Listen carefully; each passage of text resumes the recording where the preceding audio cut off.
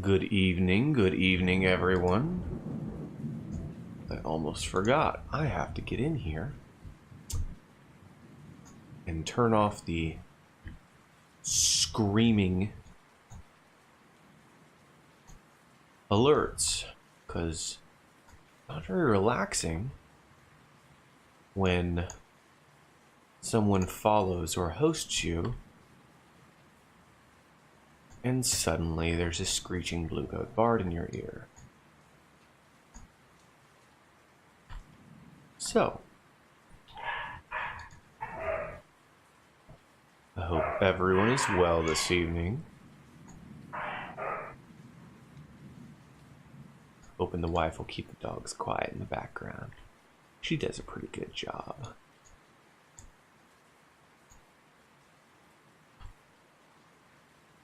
There we go. Now we're getting everything taken care of. Good evening, everyone. I hope you're all well today. We're doing another episode of our relaxing horror you to sleep stream. Been a long day, a good day. Aside from catching my dog tearing up more of my carpet. Luckily, he's still alive. I think everything is set up properly. Nope, not, because I'm an idiot. And I just closed that down. That should be open.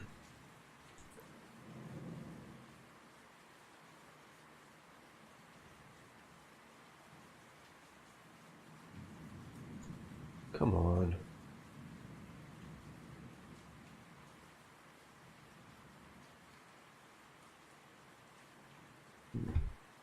Was having some trouble with my internet, so hi, Special K.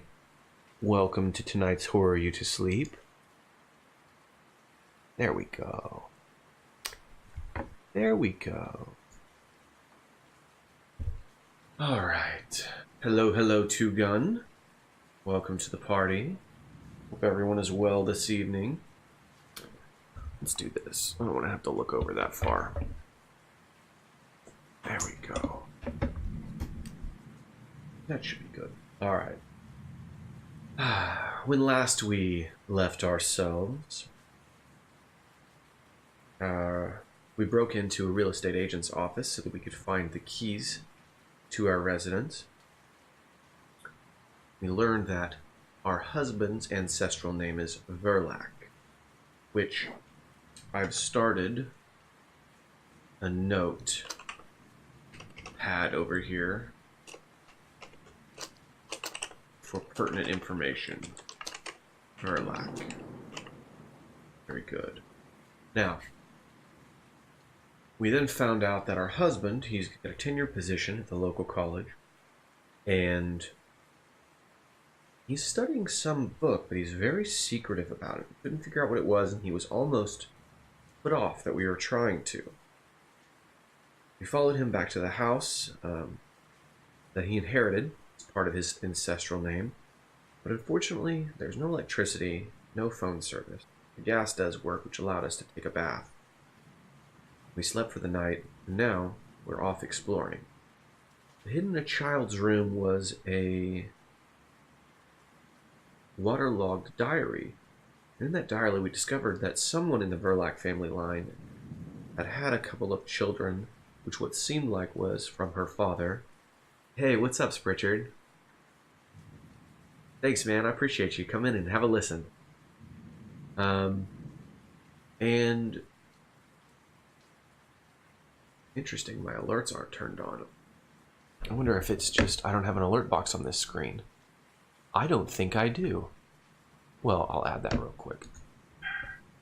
There we go. Add existing source. Thank you for that. Put that alert box right in the center here. Perfect. Thank you for helping me diagnose that problem. Okay. Now, the sound is off. The alerts are on. I would like to still be able to call people out when they when they do something for the stream, because once again, I am doing this for y'all, and you are the most important part of the stream. So I want to make sure I give credit where credit is due. So thank you, Spritcher, for the 20 bits. I appreciate you. I just don't want Two Gun rolling in here with a screaming alert while everyone's trying to relax, because my buddy Two Gun has a tendency to do that. Anywho, it appears that somewhere in the family line, a young girl's father was sleeping with her, and she had 2 kids. One was horribly misfigured and one that was not. I don't know the details of that, but we just got started. So, where we last left off was in a child's bedroom. This must once have been a child's bedroom. The bed is comically small compared to the one in the master bedroom. A little vanity table occupies the opposite wall, and in the corner under the window stands an antique crib. The only exit is to the south. The bed has been pushed away from the wall, revealing a ragged hole in the plaster. On the vanity table is a jewelry box. Inside the jewelry box we found a locket, which had a picture of a small child, likely the one that was disfigured. So, if I remember correctly, Edward, there we go. William is the disfigured one, so let's add that to our notes. William, disfigured. Edward, younger than William. Okay. All right. Perfect. I feel like we've examined everything in this room, so let's go ahead and go back south. Upstairs hall. The shuttered window at the end of the hall throws a gloomy rectangle of light onto the bare wooden floor. Doorways lead north and south. A rickety ladder stands in the middle of the hall, descending from a 3-foot by 3-foot square of darkness in the ceiling. Now, we don't yet have the ability to shed light, so we can't quite go into the attic yet, although I know there's something in there I need to research if the journal entry is to be believed. So we need to continue looking around the mansion for that. So let's go ahead and go south again. Library. Dark paneling and a deep green carpet give this room the feel of some blue-blooded country squire's literary refuge. Books line the walls from floor to ceiling, and a leather armchair sits near the window. To the west, a pair of sliding doors leads to the study, while a hall lies north. On the armchair is Ye Complete Manual of Wards and Seals by Galerian Academius Deschamps. You can hear Michael in the next room typing away. How's my voice and the thunderstorm level in the background, by the way?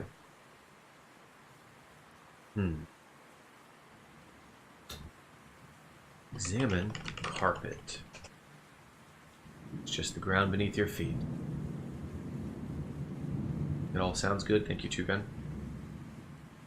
Books line the wall. Let's examine the books. Ah, the bookshelves.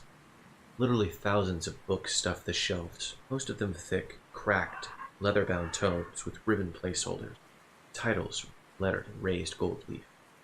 Take you years to peruse them all. Most of the books are meticulously organized, but one anomaly catches your eye.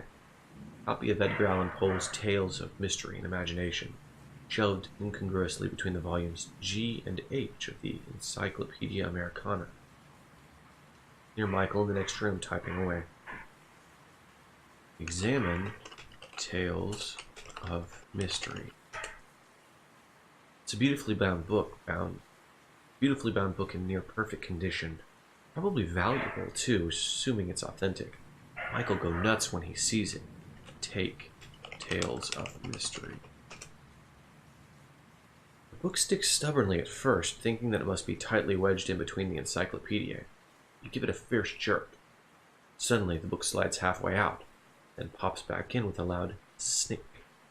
Amazingly, a section of the bookshelf slides back, revealing a hidden safe. Interesting. Examine safe. A stark cube of black, oily steel, 15 inches to a side. Its only feature is a large, calibrated dial set into the front. You can hear Michael typing in the next room.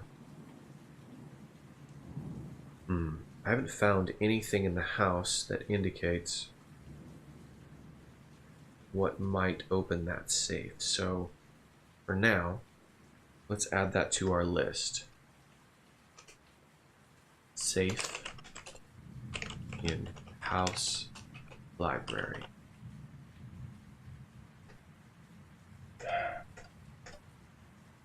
Alright, there were some other things in this room that I wanted to check out, so let's look around again. Alright, so we checked the books. There's a leather armchair. Examine chair. Upholstered in rich brown leather. It's the kind of furniture that you tend to drool over in catalog. It looks about as comfortable as an armchair can get without an added shot of heroin. Sit in chair. The leather creaks softly as you settle in. It smells strongly of pipe smoke.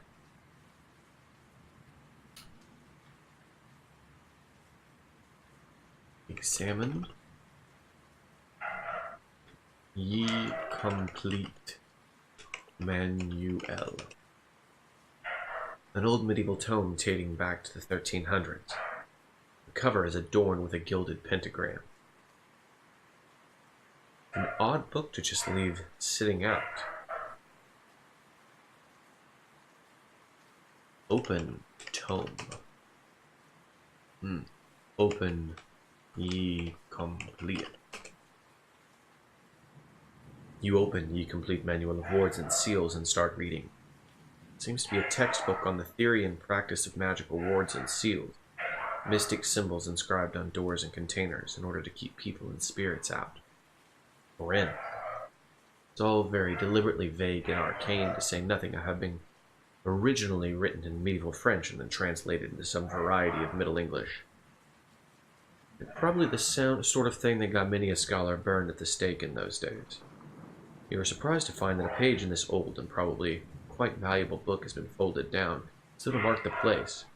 The section marked discusses various methods of opening doors that have been sealed with the image of a pagan god. According to this, speaking aloud the deity's true name will usually break the seal and open the door. Well, that sounds positively delightful.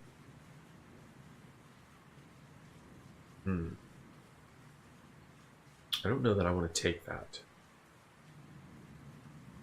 Read. Ye complete.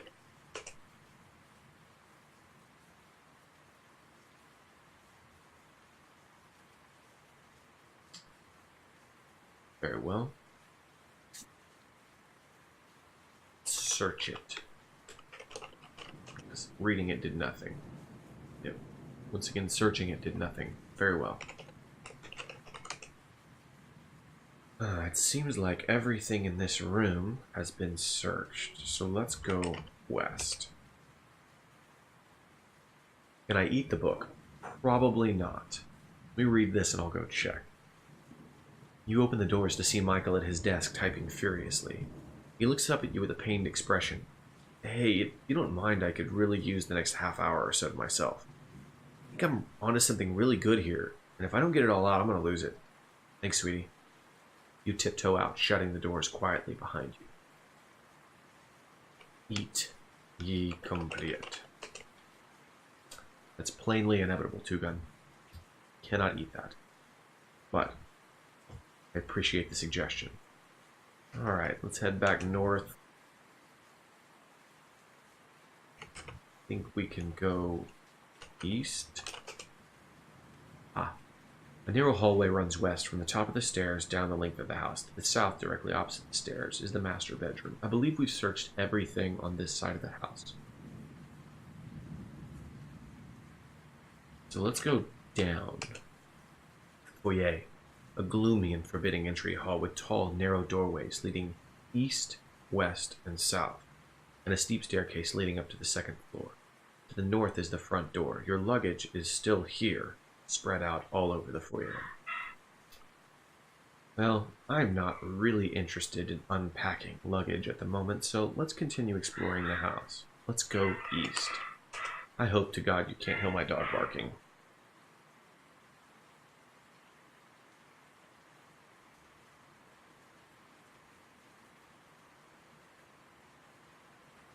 I sent my wife a message.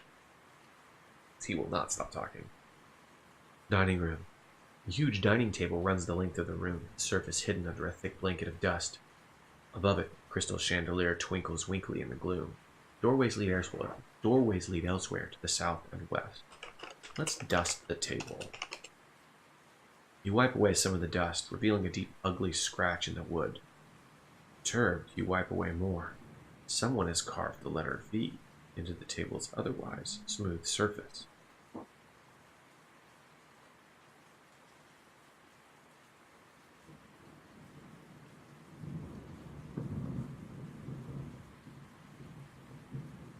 The letter V. V or 5? Okay. Examine chandelier. An elaborate construction of glittering beads and pendants arranged around a cluster of cheap, candle-shaped bulbs. A bit ostentatious, really. The central pendant is somewhat larger and brighter than the other crystals. She is trying to contain the mutts.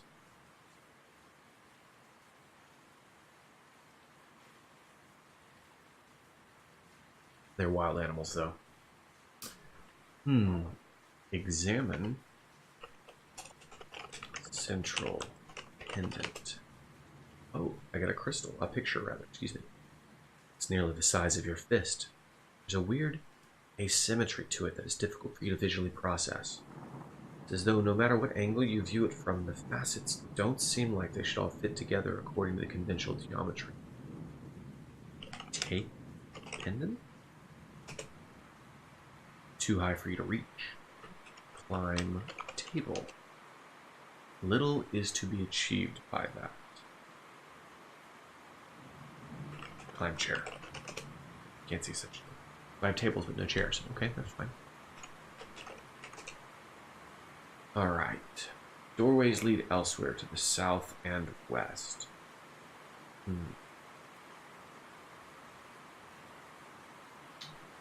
So we came from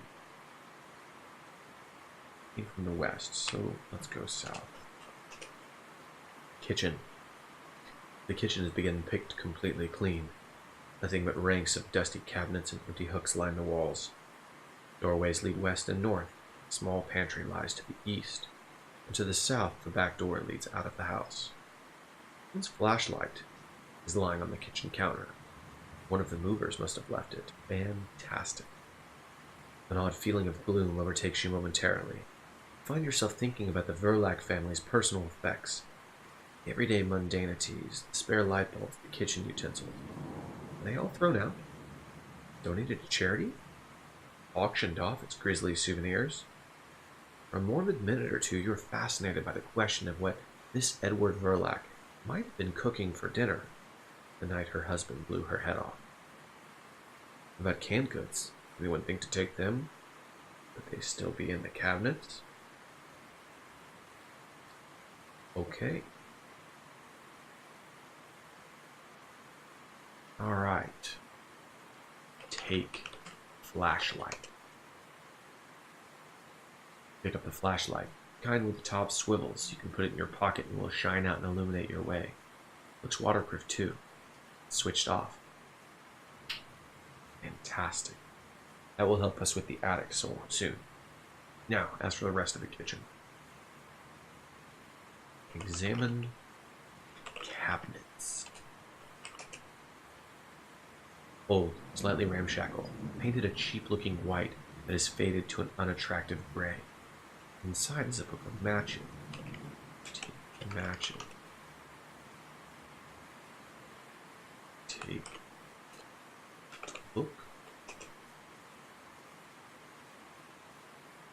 Examine matches.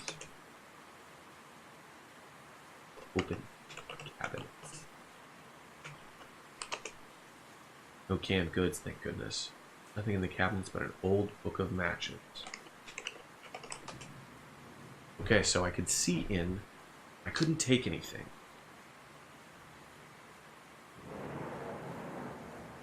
Flipping the flashlight in your pocket to make room, you take the book of matches from the cabinets. The label on the side reads, water-resistant matches strike anywhere. There are 5 matches left. That's fine.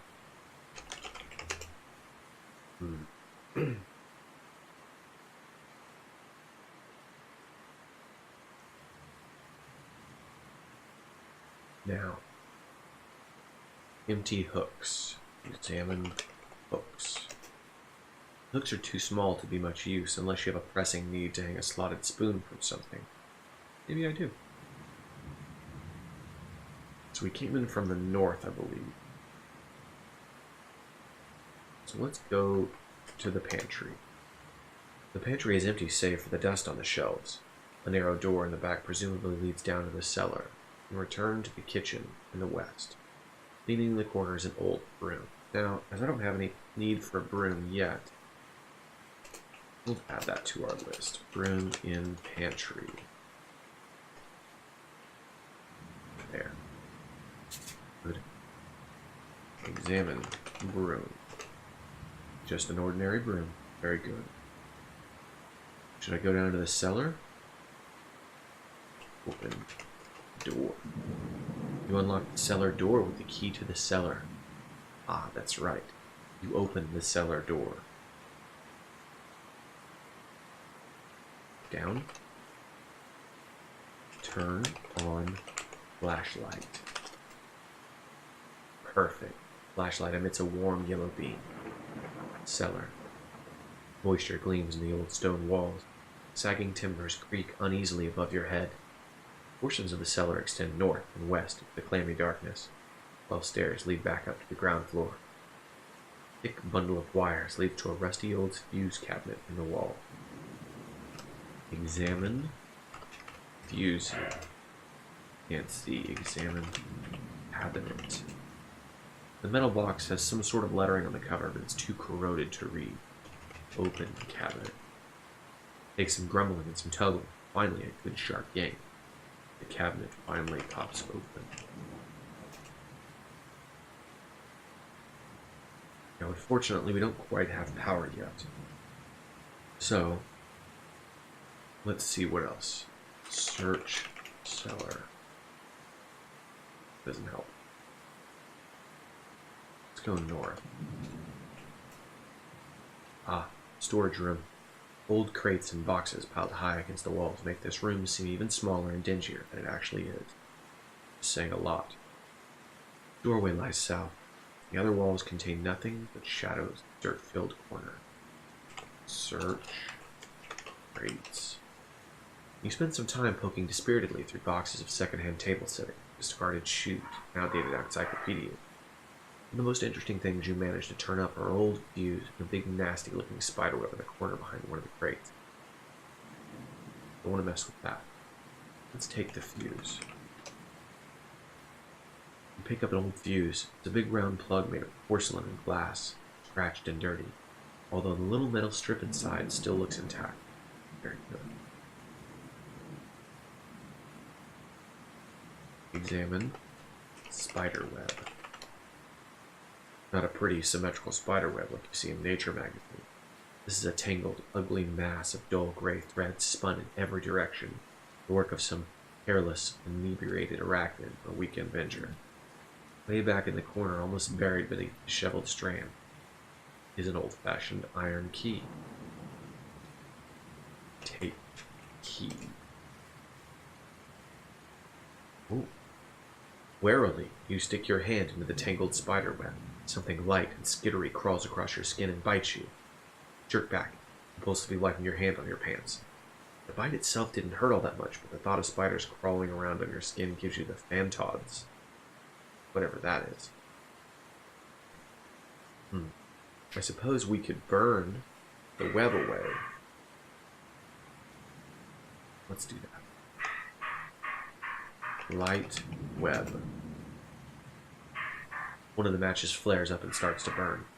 You touch the flame to the edge of the spider web, and the whole thing goes up in a burst of squirming orange sparks and a smell like singed hair. Examine web. You can't see such a thing. Winning. Progress. Take key. You pick up the old-fashioned iron key. It's an antique key, kind with the long shaft, the big square bit on the end. Perfect. Examine boxes now. The accumulated minutiae of almost 4 centuries worth of one family's strangest. Most of it seems to be junk. Old linens, dusty knickknacks, exciting stuff like that. A wave of dizziness washes over you suddenly. Your hand is swollen and throbbing a bit, and your skin is flushed with an unpleasant prickly heat. It occurs to you to wonder whether the spider that bit you might have been venomous. That's not good. You look good considering. Well, inventory. Oh no. I think I might get killed here. Thank God I saved. I can get back here pretty quick, but...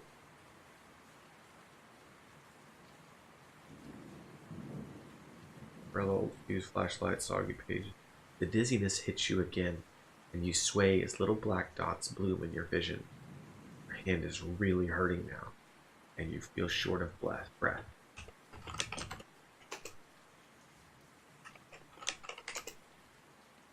Well,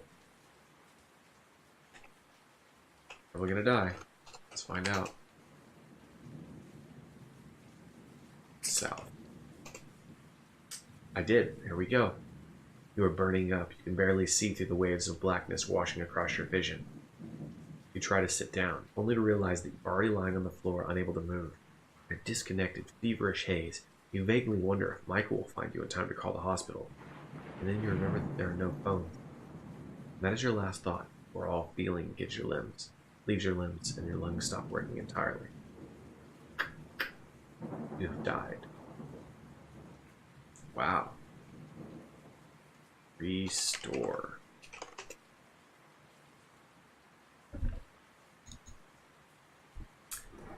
Alright. Let's see if we can get caught up.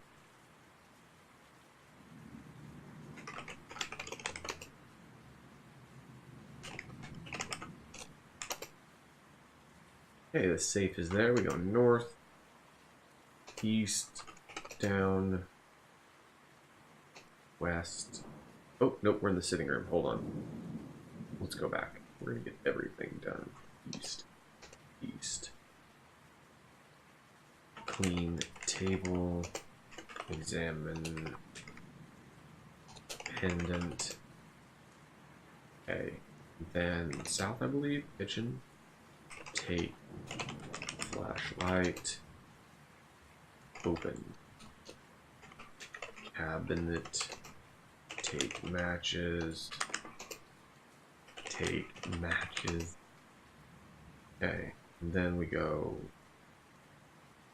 east. The pantry. Okay. Open door. I wonder. Take broom. Down. Turn on flashlight. Door. Okay, so we're in the storage room again. Now, let's examine crates.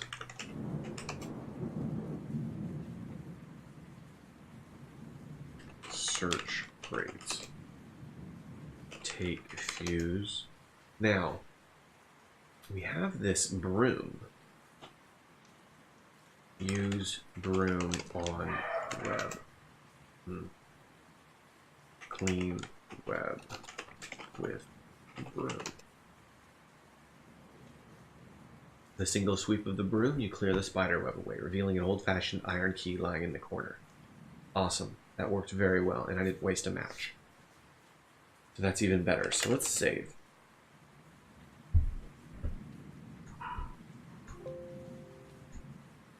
Very good. Okay. Now, take key. Examine key. It's an antique key. Okay, perfect. Okay. Search boxes now. Not likely to find anything else interesting. No worries. Okay. Search room. Okay. South. And west. Alright. Wine cellar. Ooh, fantastic. This wing of the cellar looks like it was part of an earlier structure, older than the rest of the house, with rough walls made of an unmortared stone. Tall, heavy wine racks lean on all sides, all of them empty. An exit to the east leads back to the main cellar. Reminded of something Michael told you during the long drive up, about how when the police arrived after the shooting, found the wine cellar in shambles. Every bottle thrown to the floor and shattered, the whole cellar reeking of rotted grapes. Every single bottle. No one could posit a motive for it.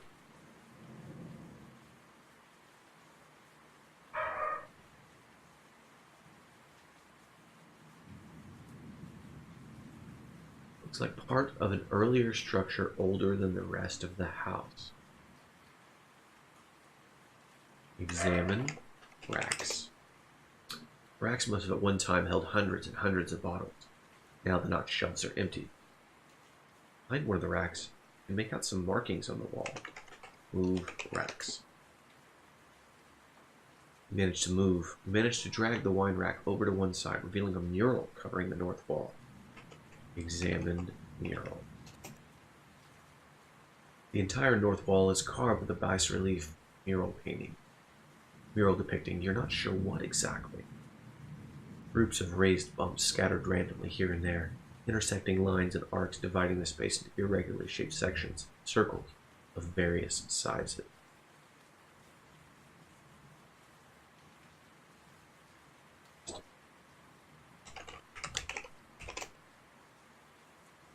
You scan the strange dots and patterns intensely, but you can't make heads or tails of. You tap the mural randomly in several places, but nothing happens.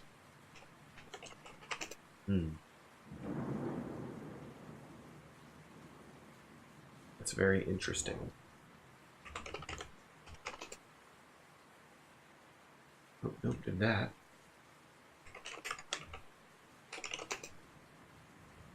Can't see any such thing. Nothing. Can't search anything. Okay.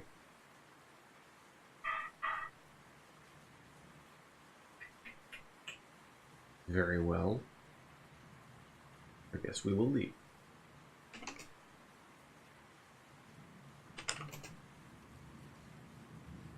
Examine wires. Wiring festoons the ceiling like some strange species of clinging vine. You can see several places where the insulation is cracked or stripped away altogether. Maybe it's just as well the electricity is not on yet. Up. Back into the pantry. Back into the kitchen.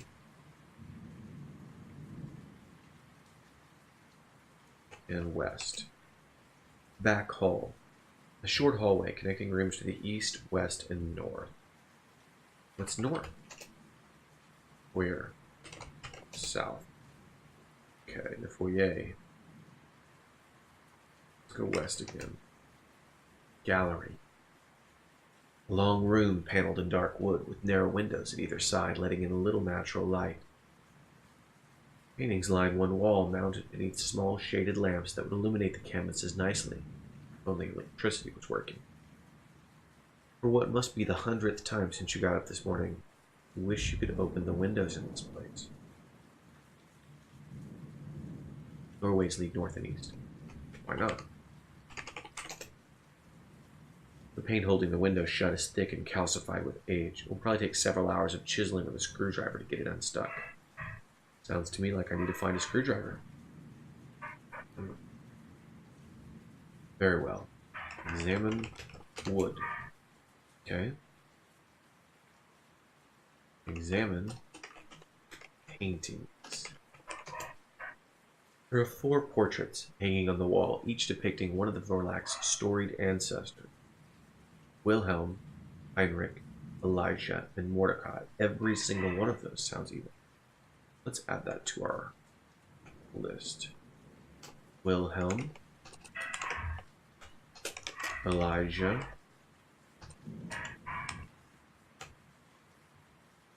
and what was the other one? Heinrich, Mordecai. Very good. Okay. I like the level of exploration available in this game. Examine Wilhelm. Oh wow. This man's costume, with its coat, lace cravat, towering wig spilling powdered ringlets across his shoulders, places him squarely in the 17th century. His lips are curled in an arrogant sneer, but it is eyes that make him look truly dangerous, edged with a madness that feels disturbingly intense for someone who's been dead for centuries. Standing behind the man, resting one pale hand on his shoulder, is a woman, older by about 20 years. Unlike him, she wears no wig. Her hair is a shining curtain of jet black hanging well past her shoulders. She bears a strong family resemblance, but not about the eyes. Her eyes are not red at all. They are black and cold, and very, very deep. The plaque beneath the painting reads, Wilhelm Verlac. It makes no mention of the woman at all. Heinrich. The subject of this portrait seems to be in his late 50s. A big man, solidly built and healthy. He is dressed in a tailored coat and breeches fashionable in the late 1700s, formal and dignified. His hair, dark and thick despite his apparent age, is pulled back and tied at the nape of his neck with a black ribbon. He stares out at the viewer with dour, contemptuous pride.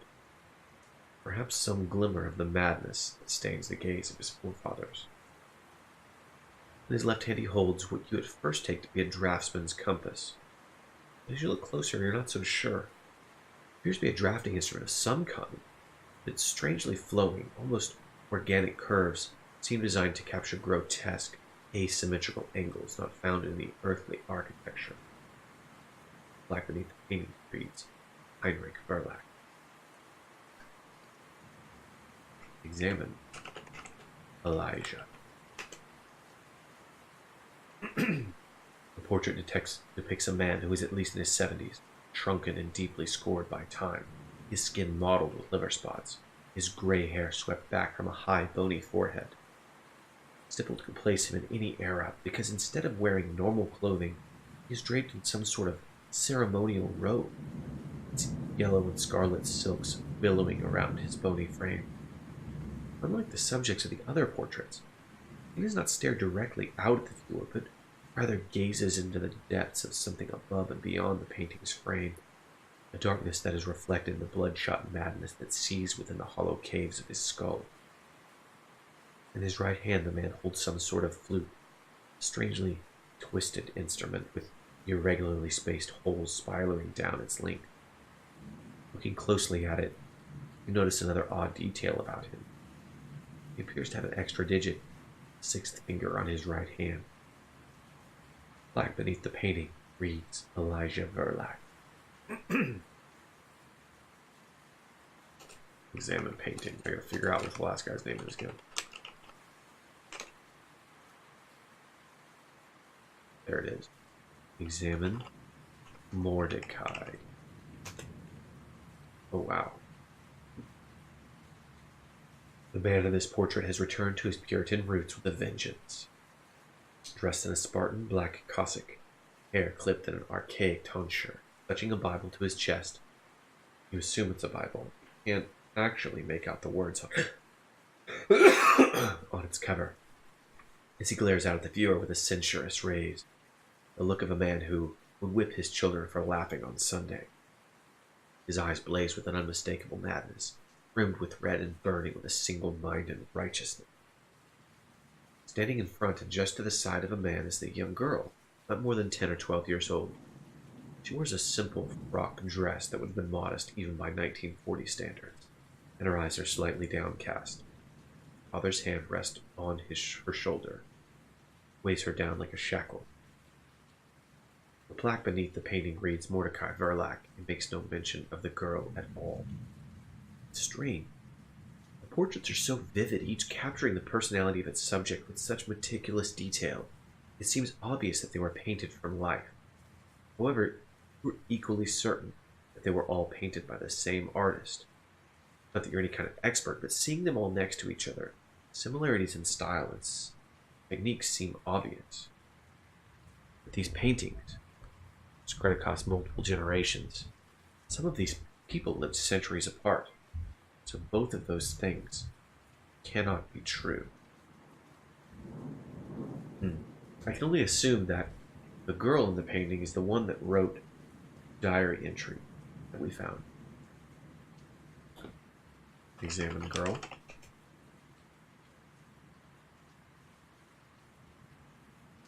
What's up for sale?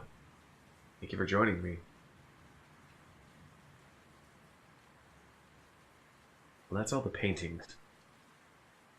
Now, I'm assuming that Mordecai is the most recent, with the way that things were described.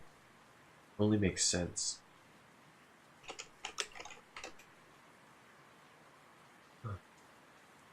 Doorways lead north and east. I believe I came in from the east. Let's go north. I did. Sitting room. A sparse but functional parlor. An old colonial rug covers the floor, and the sofa is arranged so that visitors can enjoy the warmth of the large, ornate fireplace that fills the southern wall. Rooms lie to the east and south. On the antique sofa is a scrapbook.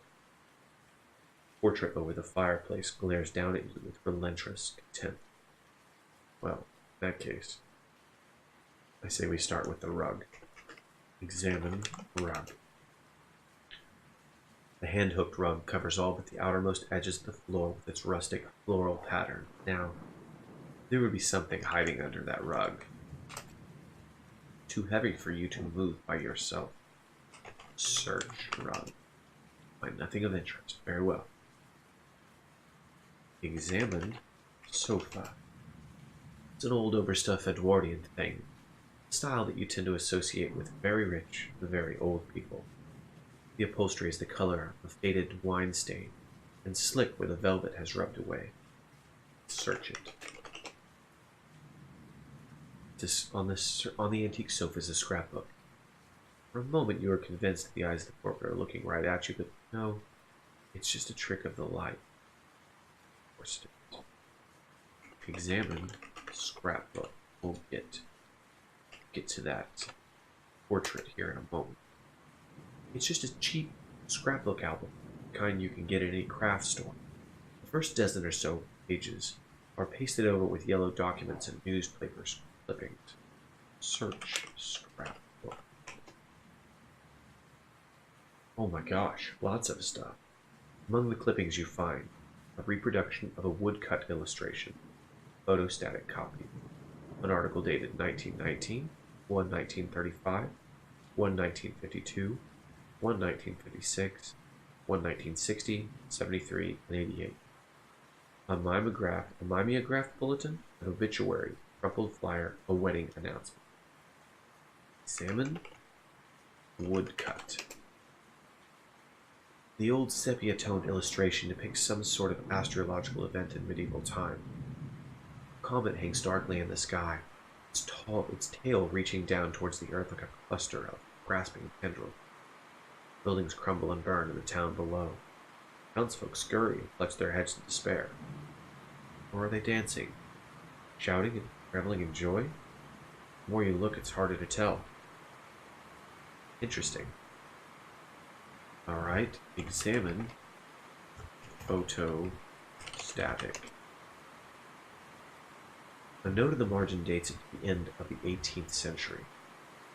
Be it known that, through the Generofit and Intrabrief of the Han, Honorable Goodman Heinrich Verlag, the Miskatonic Valley Mill shall be rebuilt, good God, Old English, even upon the ashes of the old which was tragically burnt, and be it known that, upon its new christening, there shall arise a sore need for men of able body and industrious bent to work therein. And be it known that the Honourable Goodman Heinrich Verlac is thereby holding a general call for employee, and any honest man of working age is encouraged to apply his self thereto. Generosity and enterprise. So the mill burnt down or collapsed, either way. No, ashes of the mill was tragically burnt, so it did burn down. And the patriarch of the Verlac family, Heinrich, at the time, was the one that rebuilt it, and he asked people to come work there. Okay, fantastic. Examine. Let's do search again so we can see. Search scrapbook. Okay, examined. 1919. Okay. Wow. Newspaper clipping from the London Times dated March 3rd, 1919.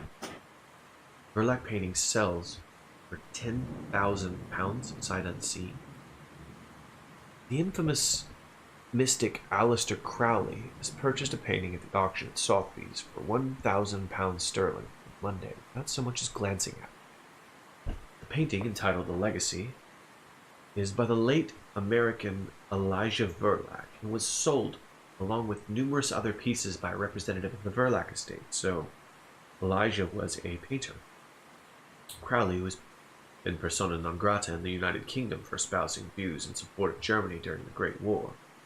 Reportedly strode into the auction hall wearing floral ceremony regalia and immediately bid £10,000, more than 5 times the going bid. He ordered it wrapped and transported immediately to his current residence in Greenwich Village District in New York City in the United States. It's not known whether Crowley had ever seen the painting before arriving at the auction. Quite irregular, I must say. Never seen anything like it before in my life, opined Sir Walter Radcliffe, Esquire, the presiding auctioneer. Oh, I suppose one must expect such behavior from a fellow who calls himself the Great Beast, what? Mordecai Verlac, the artist's grandson and executor of the Verlac estate, was not present at the auction.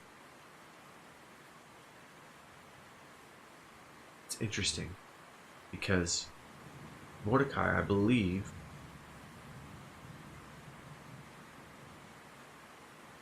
oh, okay, so we are talking about Elijah, right?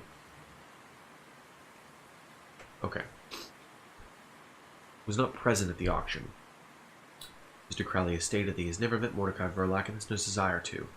I encountered Verlac in a former life, he is reported as saying, and I would not do so again for all the kingdoms in Hades. He has gone where I dare not, and seen sights to which I pray I am forever blind. What's up, Verharka? How you doing, buddy? Good to see you.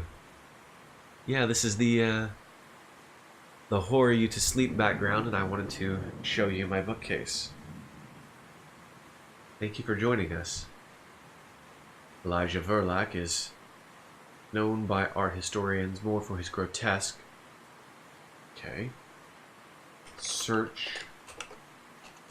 scrapbook. As you can see, I do have a house and decorations therein. Examine 1935. It's going very well. Thank you for joining us.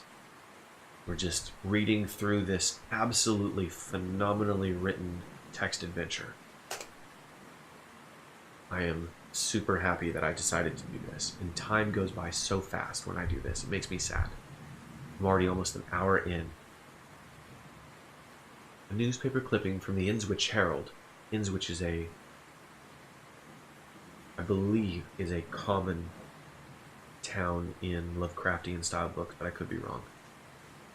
Dated April 9th, 1935. Local archaeologist turned away in property dispute.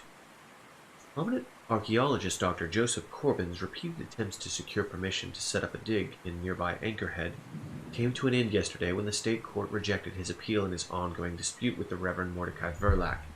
The case has been pending for a month.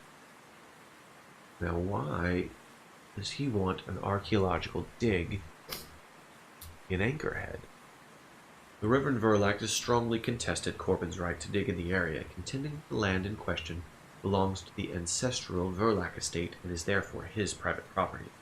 Last week, Verlac's lawyers presented conclusive evidence of prior ownership, and the judge quickly ruled in his favor. So, whatever is on the Verlac estate, Mordecai is trying to protect.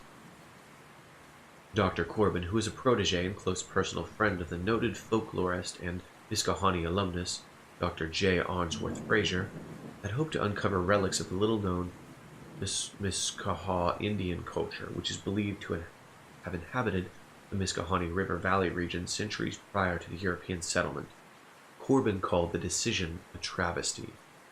I wonder if the markings in our cellar are from the Miskaha Indians. Many had expected scholars at nearby Miskahani University to rally behind Corbin's battle. Most of the faculty have been, and that's enough of that. Search scrapbook. So there's something unique about the lands that the Verlac estate sits on. 19 point. Examine. I think I just did this one. We're going to try it again. No. Pittsburgh Post-Gazette dated 1952. Rare gem stolen from Penn State Geology Department. Campus and state police are investigating the theft of a valuable mineral specimen from the Department of Geology and Mineralogy at Pennsylvania State University. Mineral specimen. Rare gem. Police have yet named no suspects in the crime. Now the chandelier has a unique gem attached to it. The break-in occurred during the late hours between Saturday and Sunday of last week and was discovered by janitorial staff early Sunday morning. Although one ground-level exterior window was broken, the door to the storage room itself was damaged. Police say that no other damage was incurred, and only a single specimen is reported missing. The missing specimen, commonly known to scholars as the Miskahani crystal, okay, that lines up, is widely believed to be unique among minerals, with properties completely unlike any other substance on the planet. In addition to its highly unusual refractive properties, the crystal is many times harder than diamond, according to a lecture given in November of late last year by Dr. Ernest Stickelhammer, distinguished professor of geology at Penn State. A diamond cannot be scratched, but its crystalline structure is relatively brittle. Strike it in just the right way and it will break. The Miskahani crystal appears to have no structural weakness whatsoever. You have to drive a freight train over it to so much as trip it. That's lining up. The crystal was discovered 3 years ago by members of the U.S. Army Corps of Engineers during a routine survey project along the Miskahani River Valley region, just outside the city. That's fantastic. Search scrapbook. Alright, hold on. I'm going to add that to my notes. Chandelier, crystal, possible, stolen,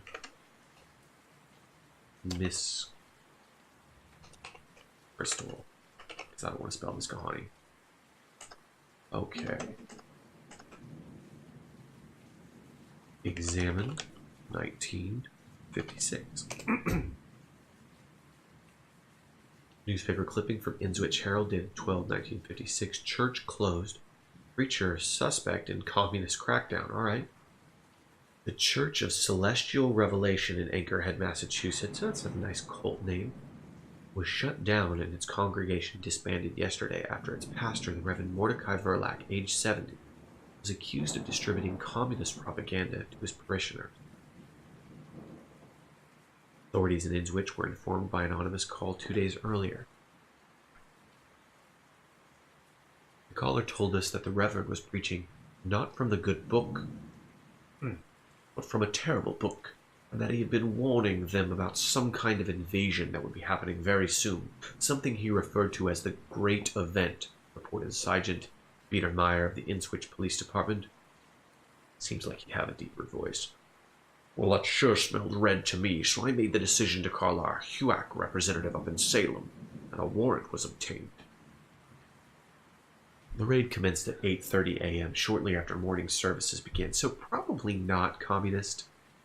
but in order to catch any possible accomplices unawares before they could hide or destroy evidence. No officers who participated in the raid were available for comment, although one officer coming out of the building afterwards was allegedly overheard muttering about the worst thing he'd ever seen while being treated for shock. The Church of Celestial Revelation was founded in 1860 by the Reverend's grandfather, the notorious orator and painter Elijah Verlag. The building, which is considered by many to be historic. Okay, so they're running a cult out of this church.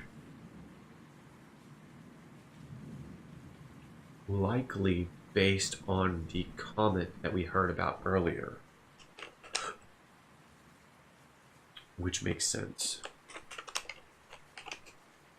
Okay. Examine bulletin. Daryl Beasley, age 12, was last seen by his mother after she dropped him off at the bus stop on Aylesbury Pike, just north of Old Milltown Road at 8:30 a.m. on October 4th. I don't know what the date is on this, but I assume it's after 1956 or during. He was not there when the bus made its scheduled stop at 8:39 a.m. Daryl is 4'10", tall, of slight build, with brown hair and brown eyes. At the time of his disappearance, he was wearing brown corduroy pants, blue sneakers, and a white short-sleeve button-down shirt. If you have seen Daryl Beasley, or if you have any information regarding his disappearance or whereabouts, please call the number. So Daryl Beasley goes missing. Don't know. So he disappeared in a 9-minute time span. That's not a very long time span. Daryl Beasley missing. Okay.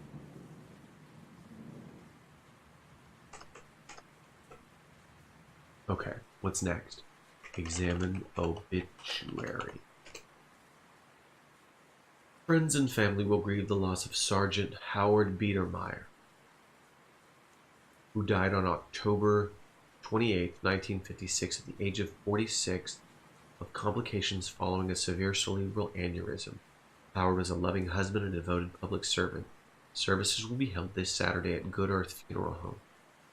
For a second, it looks as though the eyes of the portrait are glancing away right when you look at them, but no, it's just a trick of the light. Okay, somebody's watching me while I examine all this. Now, Howard Biedermeier, if I remember correctly, he was one of the people in one of the articles I was reading. I don't remember which one, but he died. Let's add that. Sergeant Biedermeier died of aneurysm. Aneurysm. That's a strange word. Okay. And that was just after, apparently, the cult was shut down. And if you guys think of anything or noticed something in here or have a question to ask, please feel free to speak up. Ask your question, point something out, anything interesting that you find, because I imagine that this is going to be sort of a mystery to solve, so anything curious that you notice will be important for me to add to my notes.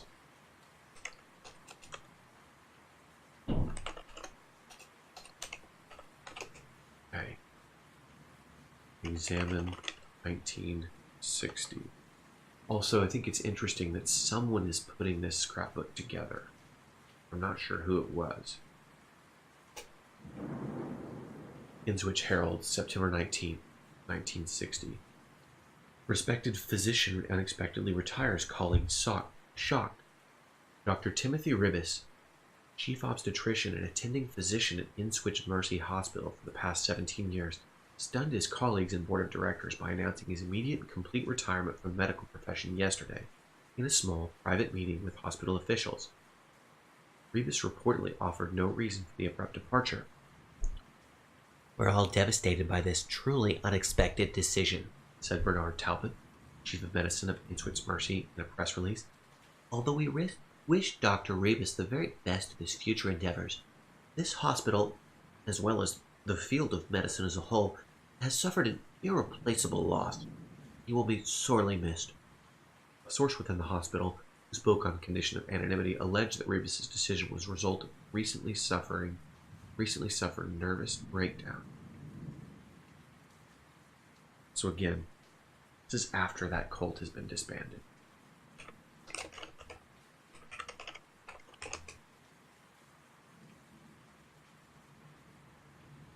Okay, I don't want to keep typing this, so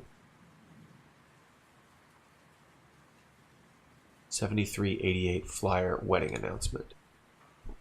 7388 flyer wedding. There. That way I don't have to keep going back to that. Examine 1973. Innswich Herald, June 22nd, 73. Gotta make things easier here. Bones discovered in Anchorhead Woods. Child feared dead. Okay, so this is a few years after. Okay. The bones of what police believed to be a missing child were discovered yesterday by picnickers in the woods near Birch Road, just south of Anchorhead. Police have issued no statements as yet, but preliminary investigations suggest a high probability that the remains are those of missing 7-year-old Christopher Tilworth, who disappeared near the area 2 weeks ago. Thank you, Cliff Notes, exactly. Okay, so another child is dead.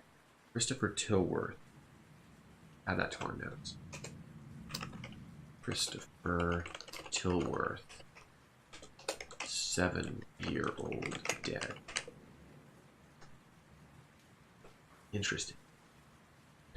Sergeant Ronald Franklin of the Innswich Police was not optimistic. The investigation is still ongoing. No one here wants to give up hope prematurely, he told reporters, but we are recommending that people prepare themselves for the worst. The general feeling here is, we've found that boy. So far, the official cause of death has not been announced. The remains, which consist of a femur and a partial skull, will be shipped to the forensics lab in Boston for further analysis. Rumors that the bones displayed teeth marks, consistent with animal bites, are as yet unsubstantiated. Tilworth, who would have been 7 years old this month, is the 5th child to disappear. Okay, that's crazy. 5th child. 5th child. Okay.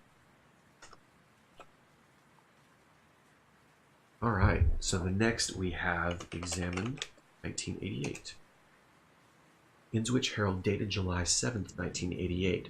Conflagration claims paper mill again. Okay, so Mordecai builds a paper mill and then a number of years later it burns down again. Innswich firefighters worked late into the night yesterday, battling a blaze that brought Anchorhead's historic paper mill to the ground despite their best efforts.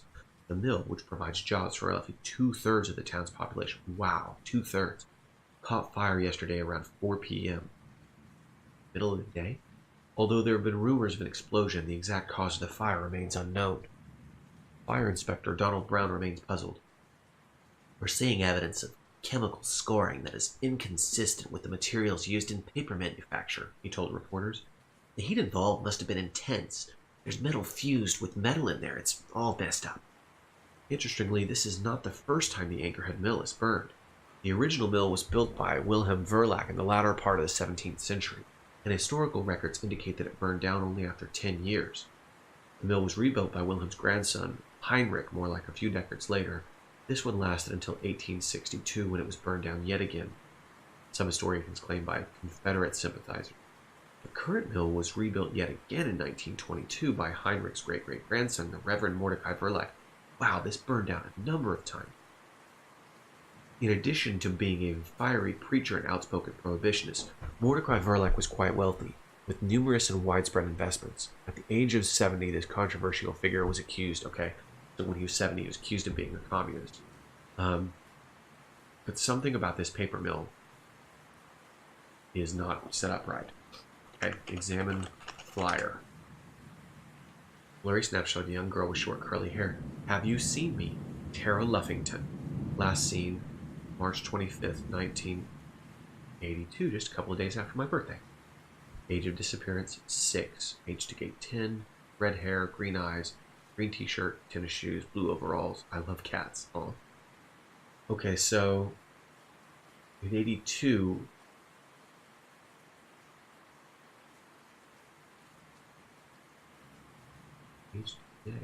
okay, so this flyer was put up 4 years after her disappearance, and that's why it was put after this. So it is. Okay, hold on. So Tara Luffington also disappeared. 1982. Disappear. Okay. Okay, very last.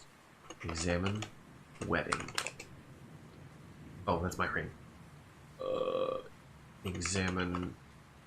Oh wait, feel naked without it. Sometimes you take it off to read the inscription on the inside. I'm looking at my wedding ring. I apologize. Inscription. Examine wedding. Examine ring. Inscription. Take off ring. Examine inscription. There we go. Engraved in tiny letters along the inside of your ring are your and Michael initials and your wedding date, June 28th. Very good. Okay. Search scrapbook. Examine announcement.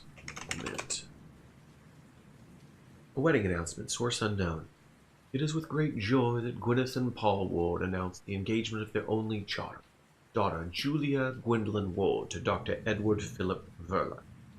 Okay, so Edward was the youngest son of the daughter, the female who wrote the diary that we found. So Julia Gwendolyn Ward wed Edward. Let's add that. Julia Gwendolyn Ward to Edward Verlac. Okay. Edward is an associate professor of history at Miskahania University in Anchorhead, Massachusetts. Julia plans to attend medical school at Innswich College. They plan a late June wedding. We wish them good fortune and long happiness in their union. The announcement is dated December 12, 1984, and is accompanied by a picture of the young couple. Long dark hair and a serious expression. He, although only in his 20s, is already starting to bald a little. Find yourself unable to tear your eyes away from his face for some time. It seems open and guileless. He's clearly very happy. There is no hint of the nightmare his world would one day become. Okay, I believe Edward killed his wife. Shot her in the head. I could be wrong. Okay, so we read the whole scrapbook. Let's look around again. Sparse but functional parlor. An old colonial rug covers the floor, and the sofa is arranged so that visitors can enjoy the warmth of the large ornate fireplace that fills the southern wall.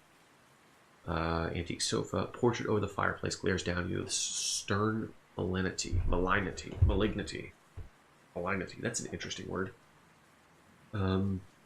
Examine fireplace. The mantelpiece is carved from dark, polished rosewood. Covers the whole wall.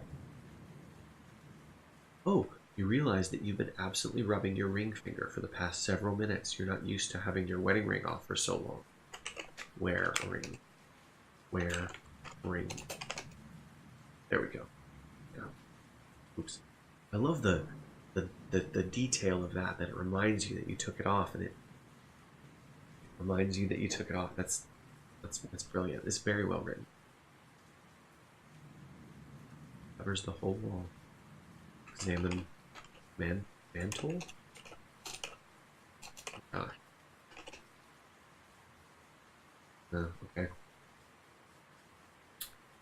Examine portrait. The man in the portrait is the very epitome of Puritan patriarchy, from the tarnished buckle of his hat to the grimly knotted brows of his garters. Pose of his garters. Wow, I cannot read this. Though his outward pose seems dignified, You think you detect the unsettling glow of fanaticism in his haggard, red-rimmed eyes, a hint of something cruel, possibly even insane. If this was the original founder of the Verlac clan, perhaps it's no wonder they're all ended up murdered or mad. I don't know who that is, but examine eyes. Eyes from your dream without question. Ah, so I dreamed that someone came into my room, my father or someone, and I believe that's the man who raped his daughter in the diary. For a second, it looks like the eyes of the portrait are glancing right away when you look at it. Move painting? Doesn't move, it's firmly attached to the wall. Tear painting. Okay. Like I said, if any of you think of anything that I can do, feel free to chime in. I am happy for some backseat gaming tonight.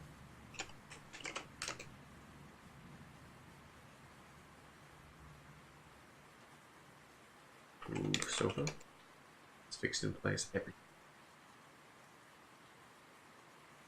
I can light the fireplace.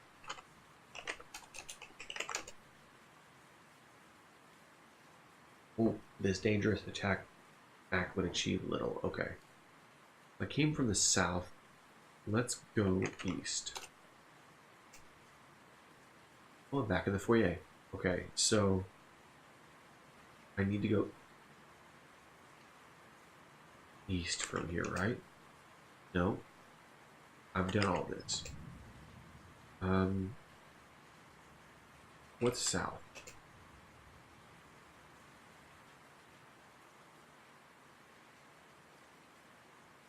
I've done all this. I think I've searched the whole manor. This is good. Unpack luggage.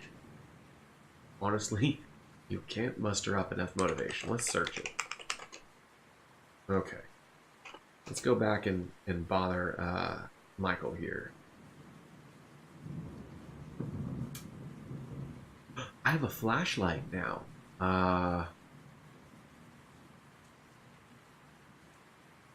Let's go into the attic.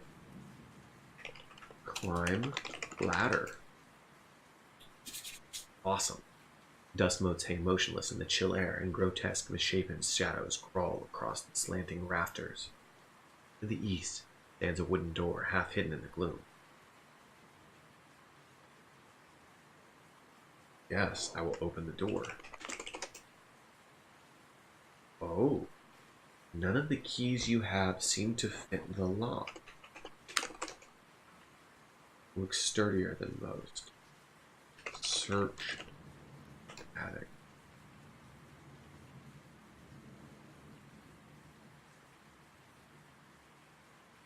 Examine rafters. The exposed rafters hang just above your head. Now that we're up here, we can't do anything.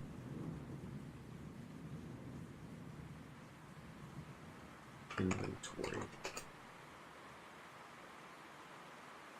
Examine pages. Read pages. Because I remember her saying something about the attic.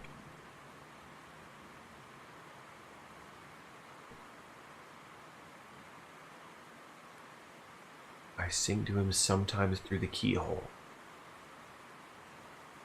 And through the key off Waitley Bridge. Okay, so I bet I can get the key to that room. Examine keyhole. Sing. Nope. Look under door. Nothing of interest. Okay, that's fine. That's a good start, though. So, let's add that to our notes. Attic, key, off, Whitley, bridge. Fantastic. Okay, so we're down here. Let's go south, west, He doesn't want to be bothered. Okay.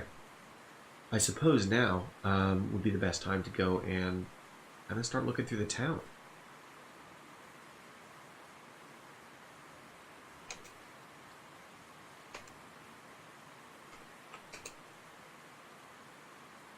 But there was a back door to the house. Let's go at the back door.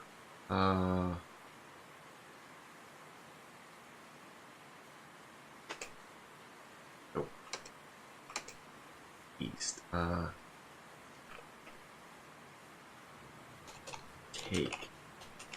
Crystal.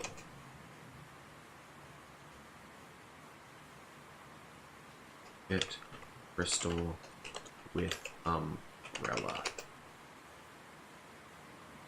Still too high. Up. Climb. Examine the. Okay, well, whatever. I don't know how to get on that. Okay, so the back door leads out of the house. South. You unlock the back door with a key to the house. You open the back door. Overgrown path. A gravel path, nearly overgrown with weeds and briars, starts at the back door of the house and disappears into the undergrowth to the southeast, where the crooked trees seem to form a stunted, jagged archway into the dim recesses of the forest. The back door stands open. I know this game is great. I'm super happy playing this. I'm actually not getting too bad viewers. I'm averaging somewhere between 3 and 7 too, so obviously someone out there finds it entertaining. Now, starts at the back door. I really don't want to go into the forest. Nothing about that seems like it would be good. So let's go back in the house. Let's just close door, lock door. Yep. Cool. North, dining room, east, west. Open door. Open the front door. There we go.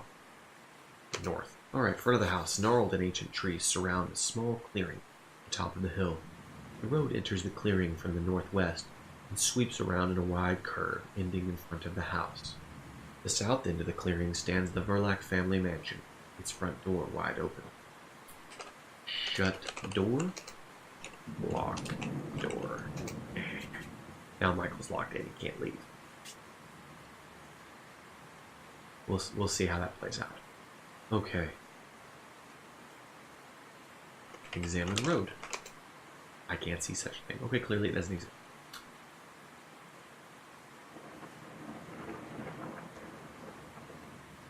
Examine mansion. Ooh. The house is 2 stories tall, though it seems much taller, with straight symmetrical lines and steep gables. A small domed cupola adorns the roof. It has been well kept over the many decades, it's showing its age. Its windows are unlit and tightly shuttered.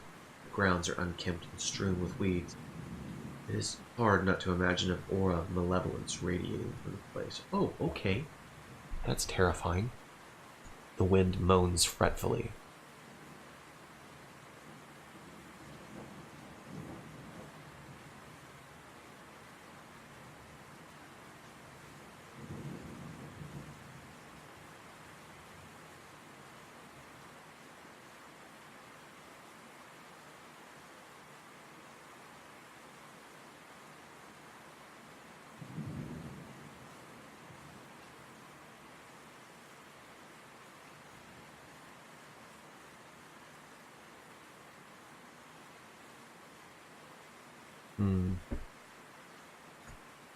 I feel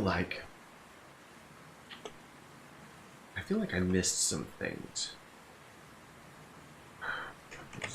Inventory.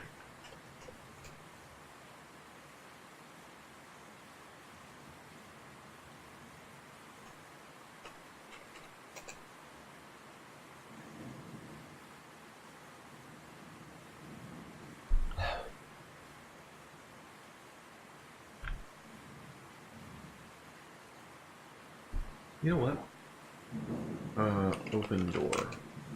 Close. No. South. Close door. West. Okay, so take scrapbook. I wanted to take that.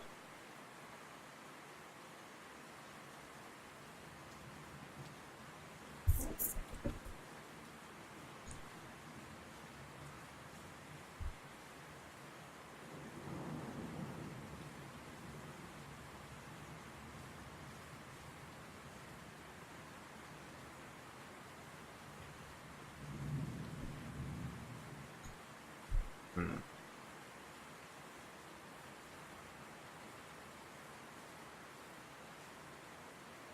I don't like this freaking portrait because it looks different every time I come in here.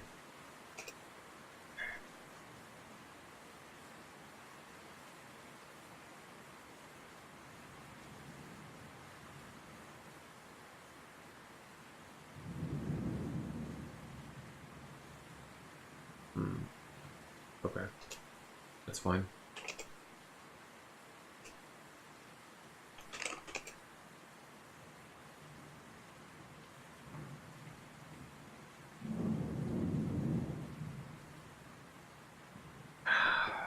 I just feel like I'm missing stuff. Like, I feel like I should be able to open different things now that not everybody really searched the master bedroom. Let's go back up there. Okay. Almost half the room is dominated by an enormous four-poster bed with full-length dressing mirror standing opposite. Old-fashioned accordion-style radiator grows quietly beneath the window.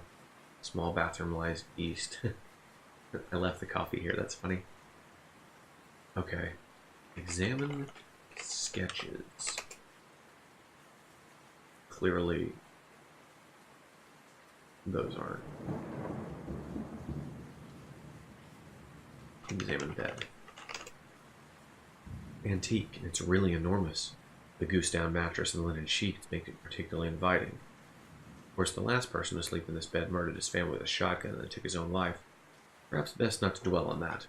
Look under bed. Nothing under the bed except dust bunnies and darkness. Examine mirror. Flawless mirror in a beautifully scrolled walnut frame. Nice. Examine radiator. Radiator runs on gas, not electricity, which is probably why it's even working at all. It's quiet and keeps the room cozy, which is all you really need it to do.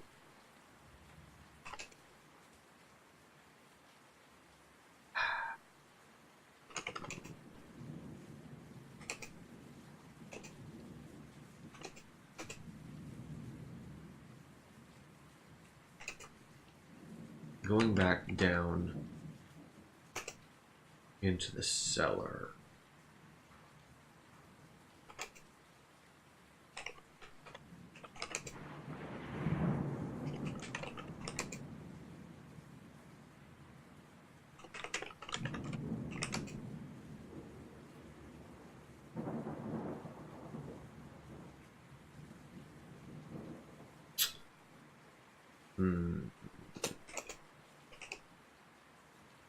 Wait, I have a fuse. Open. Cabinet. Fuse. Fuse. Place fuse in cabinet.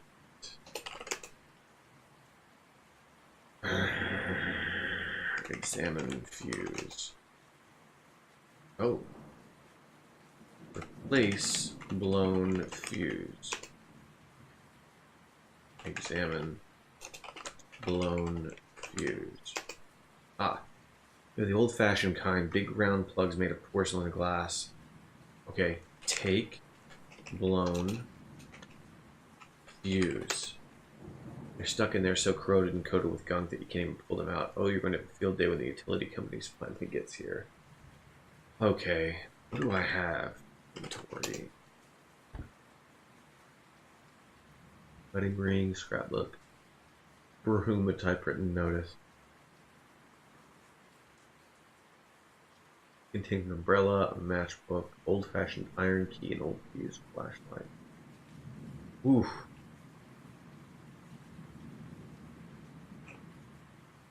Alright, we're out of here. Up, west,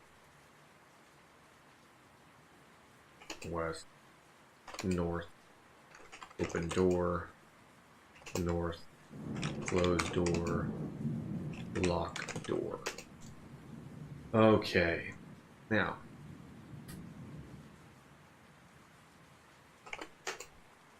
Scenic view. Halfway up the hill, a break in the trees reveals a panoramic view of the Miskahani River Valley and the squalid little town of Anchorhead nestled within it. The road doubles back on itself, east to southeast, winding its tortuous way up to the top. I feel like there's more that I can do in the house. I just can't quite think of what else to do at this point. So I'm going to go explore the town a little bit, see what I can find. East. Chilly Avenue. It's noticeably cooler along this lonely street at the edge of town, perhaps due to some unwholesome vapor rising from the waters of the nearby Miskahani. Dirt roads lead west and south into the dense woods at the edge of town.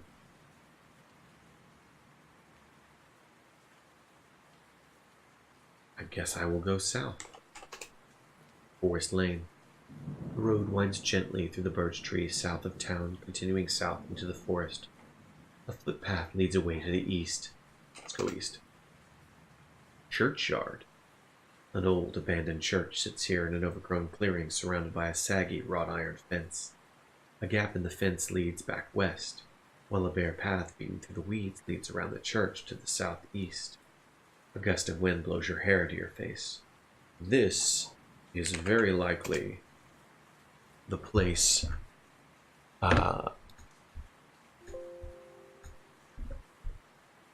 where the family, the Verlac family, practiced its cult. Okay, examine fence. Not the European spelling, please. Weeds and ground vines wind up through the bars, most of which are bent, broken, or missing altogether.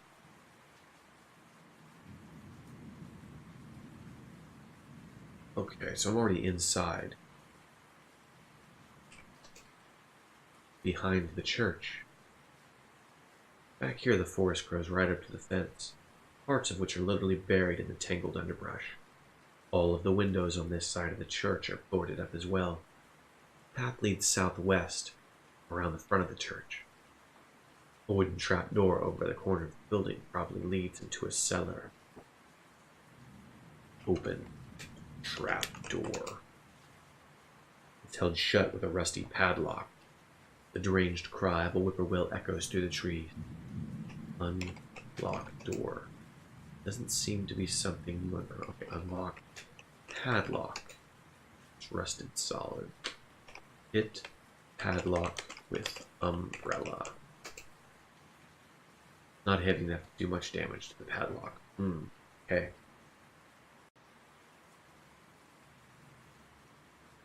Examine forest. Ancient, choked with undergrowth and black rotted deadfalls. Examine church. The old church is built of massive ancient stones, now black with age and nearly buried underneath an invading tide of ivy. The doors and windows are boarded shut. The broken steeple is a jagged spike against the sky. Interesting.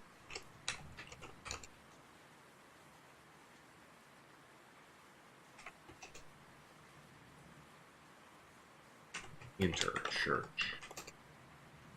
The doors and windows are all boarded up tight. Oh well, okay. South. Down the road. The forest grows denser as you go, crowding up to either side of the road. The groping, tangled branches block out what little sunlight there is left. Beyond the trees, shadows are impenetrably thick. The road stretches interminably north to south. The cold wind blows harder, tugging at the hem of your trench coat. I have a feeling if I continue down this way, bad things are going to happen. You walk a bit further down the road. It doesn't seem to lead anywhere. and the shadows grow darker the farther down you go. After a while, you turn back, unable to suppress a shiver. The deranged cry of a whippoorwill echoes through the tree. There we go. Going north, we find a river walk. This street follows along the mud-slick banks of the Miskahani before bending south, turning into a musty avenue between the trees. Steep stone steps lead down to the water's edge. The town square lies west, and the vacant lot lies east. Down. Under the bridge. Fantastic. Maybe I'll find the key. Wadeley Bridge arches overhead, casting this little concrete ledge into deep shadow. At your feet, the dark waters lap quietly against the stones, with a hollow, subterranean sound. Stone steps to the southeast lead back up to street level. An old manhole cover is set into the embankment of the bridge, closed, flush with the surrounding concrete. Examine water. Miskahani's waters are sluggish and dark. Some sort of oily film coats the surface, reflecting translucent swirls of color. Search water. A shadowy reflection of yourself looks back. Oh, I know there's a key in there. Enter water. The water does not look inviting.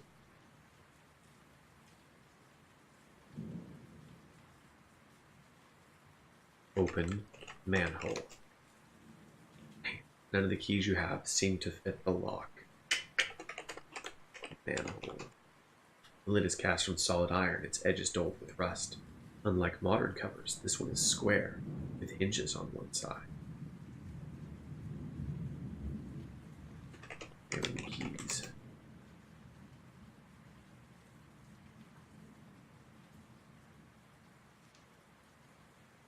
Wait a second. Put iron key on ring. Old-fashioned iron key from your pocket. You put the key on the ring. Open manhole. None of them seem to fit. Okay. So I guess when I'm using my key ring, if the key is not on the ring, it won't attempt to use it. That makes sense. So I actually might be able to get into the attic with that key.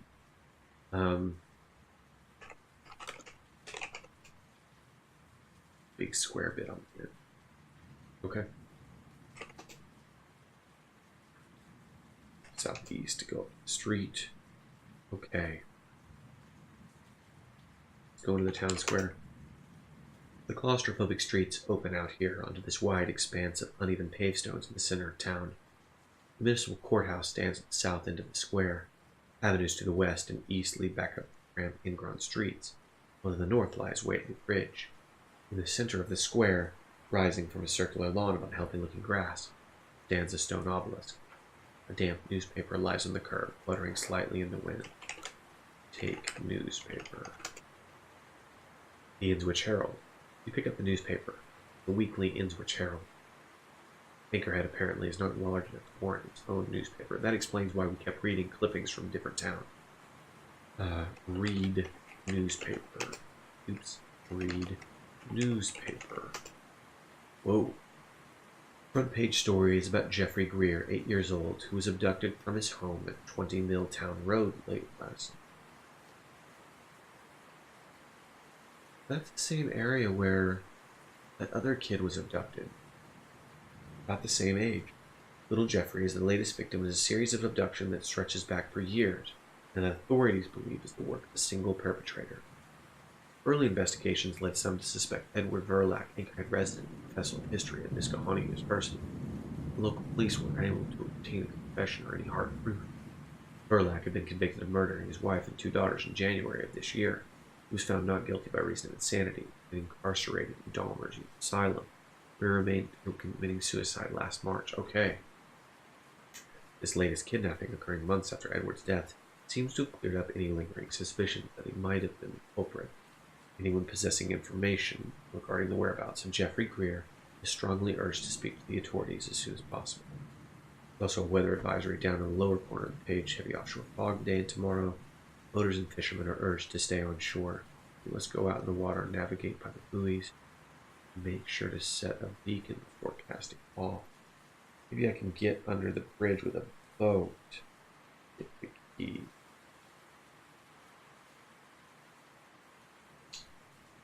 Okay. Examined. Follow list. The oldest measures about 3 feet square at its base, narrowing slightly as it rises a good 15 feet to a blunt tip. Wow, that's really tall. It seems to be a monument of some sort, although you can see no plaque or marker anywhere near it. Dense, twisting hieroglyphs cover all 4 sides.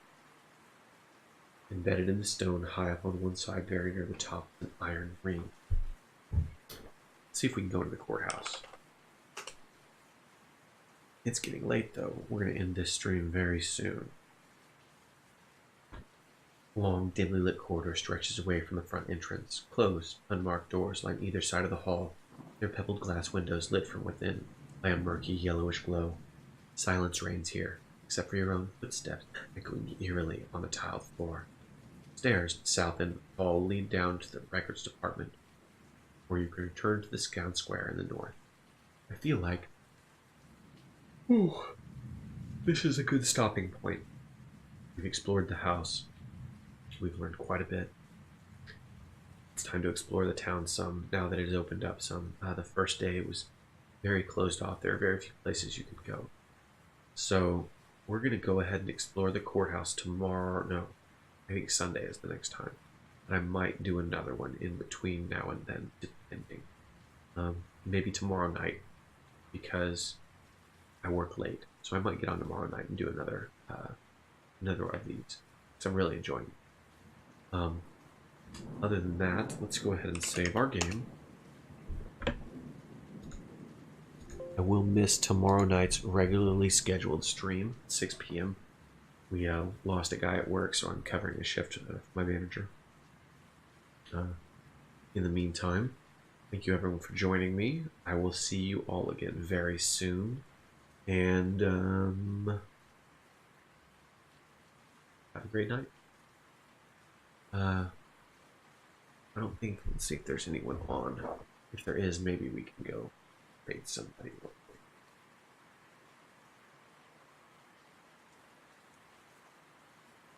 Yeah, my buddy Gafrump's on. You guys are available. Let's go give Gafrump some love.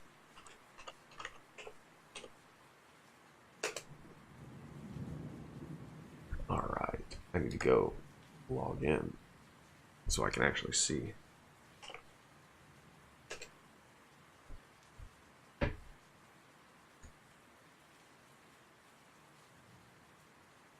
There we go. Boom. This world is an arena, and it's everything versus me. That redneck mech. That invisible samurai. This glowing cyborg. This thing, that cyber crusher with a laser on its head. The whole world is out to get me.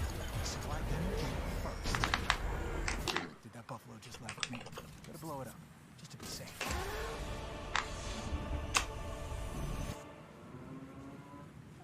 Now before we do this, let's go over the ground rules. Rule number 1. No touching of the hair or face. That's it. And that's it! Blue Goat, thank you so much for the raid. What's going on, everyone? Coming from Blue Goat Stream. I'm Gafrump playing Scum, and that is Shawnee talking. That is everything you need to know as of right now. She needs to get fucking organized. Raid love! The goat love. What's going on, man? Hey, sorry I got off yesterday. Raid successful.